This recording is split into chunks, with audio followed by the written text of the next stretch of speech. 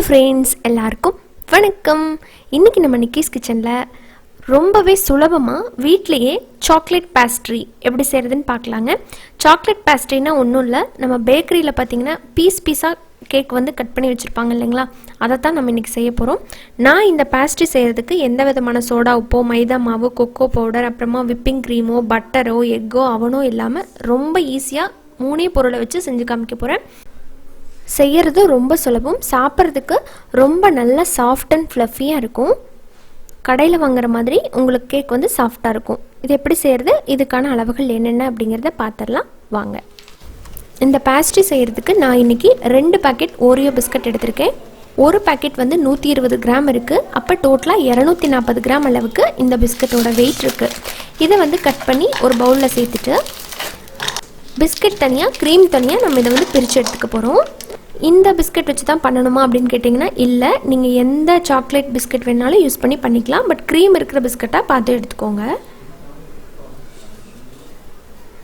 இந்த க்ரீமை வச்சு தான் நம்ம இதுக்கு மேலே போடுற க்ரீம் வந்து நம்ம ரெடி பண்ண போகிறோம். அதனால் இந்த ரெண்டையும் பிரித்து எடுத்ததுக்கப்புறமா நம்ம எடுத்து வச்சுருக்கிற சாக்லேட்டை பொடிச்சிட்டு ஒரு மிக்ஸி ஜாரில் சேர்த்துக்க போகிறோம்.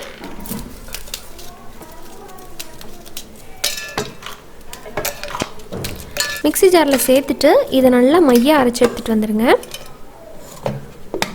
நல்லா நைஸ் பவுடராக அரைச்சி எடுத்துகிட்டு வந்தாச்சு. பாருங்கள், இந்த மாதிரி இருக்குது. இப்போ இந்த பவுடரை வேற ஒரு பவுலுக்கு மாற்றிடலாம்.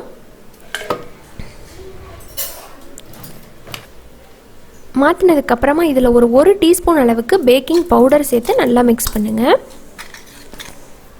அடுத்ததான் நான் இதில் ஃபஸ்ட்டு 1/2 கப் பால் எடுத்து அதை வந்து கொஞ்சம் கொஞ்சமாக சேர்த்து நல்லா மிக்ஸ் பண்ணிக்க போகிறேன்.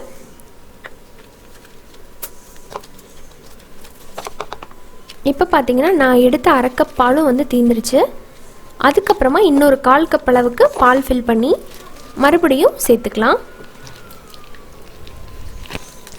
அந்த பூரிங் கன்சிஸ்டன்சின்னு சொல்லுவாங்க இல்லைங்களா, இந்த பதம் வர்றதுக்கு கரெக்டாக எனக்கு 3/4 கப் அளவுக்கு பால் தேவைப்பட்டது. அதில் 1 டீஸ்பூன் மட்டும் கம்மியாக இருக்கும். அந்த அளவுக்கு சேர்த்ததுக்கப்புறமா நான் இதை வந்து கடாயில் தான் இன்றைக்கி பண்ண போகிறேன். அதாவது ஒரு ஃப்ரை பேனில் கீழே வந்து பட்டர் பேப்பர் போட்டு வெண்ணெய் தடவி எடுத்து வச்சுருக்கிறேன். அதில் நம்ம ரெடி பண்ணி வச்சுருக்கிற இந்த சாக்கோ மிக்சரை உள்ளே சேர்த்துடலாம். சேர்த்துட்டு இதை லைட்டாக லெவல் பண்ணி விட்டுருங்க. எல்லா பக்கமும் ஒரே மாதிரி இருக்கிற மாதிரி லைட்டாக லெவல் பண்ணிக்கோங்க. பண்ணதுக்கப்புறமா இதை வந்து நம்ம அடுப்பில் ஒரு மீடியம் டு லோ ஃப்ளேமில் வச்சு ஒரு 8லேருந்து 10 நிமிஷம் வரைக்கும் இது இருக்கணும். இப்போ பார்த்திங்கன்னா வெளியே ஸ்டீம் போகக்கூடாது. இந்த ஹோல் இருக்குது பார்த்திங்களா, அதை கூட நான் வந்து இந்த மாதிரி ஒரு பேப்பர் வச்சு கவர் பண்ணிடுறேன். ஒரு 8 நிமிஷத்துலேருந்து 10 நிமிஷம் வரைக்கும் ஆகும். அதுக்கப்புறம் பார்க்கலாம். பாருங்கள், இப்போ கரெக்டாக ஒரு 10 நிமிஷம் ஆயிருக்கு. இப்போ கேக் வெந்துருச்சு அப்படின்ட்டு நம்ம செக் பண்ணி பார்த்துடலாம். இப்போ ஒரு ஸ்டிக்கை வந்து விட்டு பார்க்குறேன். வாவ், சூப்பராக வெந்துருச்சு. கரெக்டாக 10 நிமிஷத்துலேயே உங்களுக்கு வந்து கேக் ரெடி. இப்போ வெளியே எடுத்து வச்சுட்டு இதை கம்ப்ளீட்டாக ஆற வச்சிடலாம். அடுத்தது நம்ம க்ரீமுக்கு நம்ம எடுத்து வச்சுருக்கிற அந்த ஓரியோ க்ரீமுக்கில் 1 டேபிள் ஸ்பூன் அளவுக்கு நல்ல சில்லுன்னு இருக்கிற பால் சேர்த்துக்கோங்க. நல்லா சில்லுன்னு இருக்கணும். பால் சேர்த்துட்டு விஸ்க் வச்சு நீங்கள் வந்து ஒரு 5லேருந்து 7 நிமிஷம் வரைக்கும் நல்லா இதை பீட் பண்ணணும். பாருங்கள், இந்த மாதிரி பீட் பண்ணிங்கன்னா உங்களுக்கு இந்த மாதிரி கிடைக்கும். எலக்ட்ரிக் பீட் இருந்ததுன்னா நீங்கள் அதை கூட பயன்படுத்திக்கலாம். பார்த்தீங்கன்னா க்ரீம் நமக்கு ரெடி. அடுத்ததான் இதை வந்து ஒரு பைப்பிங் பேக்கில் நான் போட்டுக்கிறேன். லைட்டாக ஃப்ளவர் டிசைன் போட போகிறோம் இல்லைங்களா, அதுக்காக பைப்பிங் பேக்கில் போட்டுருக்கிறேன். இந்த மாதிரி நமக்கு வந்து ஃப்ளவர் வரப்போகுது. சும்மா அதை டெஸ்ட் பண்ணிட்டேன். அடுத்ததான் கேக் வந்து கம்ப்ளீட்டாக ஆறிடுச்சு. இதை வந்து நம்ம டிமோல்ட் பண்ணிடலாம். வாவ், சூப்பராக வந்துடுச்சு. இப்போ இந்த பேப்பரை வந்து நம்ம எடுத்துடலாம்.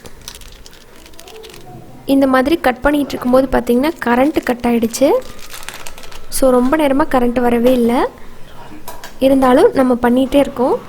பார்த்திங்கன்னா நம்ம இன்றைக்கி பேஸ்ட்ரி செய்ய போகிறதுனால அந்த எட்ஜஸ் எல்லாத்தையுமே நம்ம கட் பண்ணி எடுத்துக்கலாம். நமக்கு வந்து ஸ்கொயர் ஷேப் தான் வேணும், அதனால் எட்ஜஸை கட் பண்ணியிருக்கேன். பாருங்கள் எவ்வளோ சாஃப்டாக இருக்குன்ட்டு. கடாயில் பண்ணினதே நல்லா சாஃப்டாக இருந்ததுங்க கேக்கு. சும்மா ஒரு எமர்ஜென்சி லைட் வச்சு தான் நான் இப்போ ஷூட் பண்ணிகிட்ருக்கிறேன். இப்போ பார்த்திங்கன்னா சென்டரில் கட் பண்ணிவிட்டு இது வந்து ஒரு லேயர், நம்ம 2 லேயராக நம்ம இதை பிரிச்சுக்கலாம்.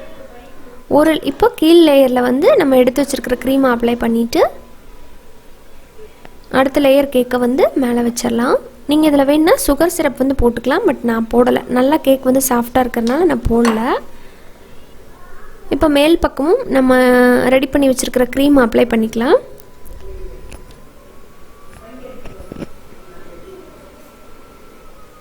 நல்லா லெவல் பண்ணி விட்டுட்டு அடுத்ததாக நம்ம அந்த பைப்பிங் பேக்கில் போட்டதில் வச்சு நம்ம ஒரு ஃப்ளவர் டிசைன் வந்து மேலே லைட்டாக போட்டுட்டு மேலே செர்ரி வைக்கிறேன். நீங்கள் செர்ரி இருந்தால் வச்சுக்கலாம், அப்படின்லாம் தேவையில்லை. இதில் கொஞ்சமாக நான் அந்த சாக்கோ சிப்ஸும் தூவி விட்டுருவேன். பார்த்திங்கன்னா தூவி விட்டுருக்கேன். இப்போ அடுத்ததாக நான் இப்போ வெளியே எடுத்துகிட்டு வந்துட்டேன். கரண்ட் இப்போ வரைக்கும் வரவே இல்லை. இப்போ நம்ம இதை கட் பண்ண போகிறோம். பார்த்திங்கன்னா எவ்வளோ ஸ்மூத்தாக இருக்குது பாருங்களேன். நல்லா ஸ்மூத்தாக நம்மளோட சாக்லேட் பேஸ்ட்ரி ரெடி ஆகிடுச்சு. வாவ், சூப்பராக இருக்குது. கேக் வந்து நல்லா சாஃப்டாகவும் நல்ல டேஸ்ட்டாகவும் இருந்ததுங்க. அவ்வளோதான். வித்தின் வந்து நீங்கள் ஒரு 15 minutes to 20 minutes ஆகும். சுத்தமாக 20 minutes ஆகும். அதுக்குள்ளே யம்மியாக இந்த மாதிரி சாக்லேட் பேஸ்ட்ரியை உங்கள் வீட்டு குட்டீஸுக்கு செஞ்சு கொடுக்கலாம். வீட்டில் வந்து இந்த மாதிரி டிஃப்ரெண்ட்டாக ட்ரை பண்ணிங்க அப்படின்னா அவங்களுக்கும் கொஞ்சம் நல்லா விரும்பி சாப்பிடுவாங்க. ப்ளஸ் ரொம்ப சந்தோஷமாக குஷி ஆகிடுவாங்க இல்லைங்களா. இப்போ நம்ம கட் பண்ணிடலாம். பாருங்கள் எவ்வளோ சாஃப்டாக இருக்குதுன்ட்டு. நீங்கள் ஒரு பர்த்டே வருதுன்னா கூட இந்த மாதிரி சிம்பிளாக ஒரு பேஸ்ட்ரிஸ் வந்து ரெடி பண்ணலாம், நல்லாயிருக்கும். ஸோ ட்ரை பண்ணிவிட்டு உங்களோட ஃபீட்பேக் சொல்லுங்கள். ரொம்ப ஈஸியாக நம்ம வீட்டில் இருக்கிற பொருளை வச்சு தான் செய்ய போகிறோம். அண்ட் இது எப்படி வந்துச்சு அப்படிங்கிறத மறக்காமல் என் கூட ஷேர் பண்ணிக்கோங்க. இந்த வீடியோ உங்களுக்கு பிடிச்சிருந்ததுன்னா நம்ம சேனல் நிக்கீஸ் கிச்சனுக்கு லைக் பண்ணுங்கள். உங்கள் ஃப்ரெண்ட்ஸ் அண்ட் ரிலேட்டிவ்ஸ்க்கு மறக்காமல் ஷேர் பண்ணிக்கோங்க. என்னோடய வீடியோவை நீங்கள் இப்போ தான் ஃபஸ்ட் டைம் பார்க்குறீங்க அப்படின்னா நீங்கள் வீடியோ பார்த்துட்ருக்கும்போது அது கீழேயே சப்ஸ்கிரைப் அப்படின்னு சொல்லிட்டு ஒரு பட்டன் இருக்கும். அதையும் கிளிக் பண்ணிவிட்டு அது கிளிக் பண்ணதுக்கப்புறமா ஒரு பெல் சிம்பிள் வரும். அதில் ஆல் அப்படிங்கிற ஆப்ஷனை வந்து மறக்காமல் கிளிக் பண்ணி வச்சுக்கோங்க. அப்போ தான் நான் அடுத்தடுத்து வீடியோஸ் போடும்போதெல்லாம் உங்களுக்கு ஒரு நோட்டிஃபிகேஷன் வரும், நான் வீடியோ போட்டிருக்கேன் அப்படின்ட்டு. என்னோடய எல்லா வீடியோவையும் நீங்கள் மிஸ் பண்ணாமல் பார்க்க முடியும். இவ்வளோ நேரம் என்னோடய வீடியோவை பார்த்ததுக்கு ரொம்ப ரொம்ப நன்றி. இன்னொரு இன்ட்ரெஸ்டான அண்ட் ஹெல்த்தியான ரெசிபியோடு உங்களை சீக்கிரமாக வந்து மீட் பண்ணுறேன். அது வரைக்கும் நன்றி, வணக்கம்.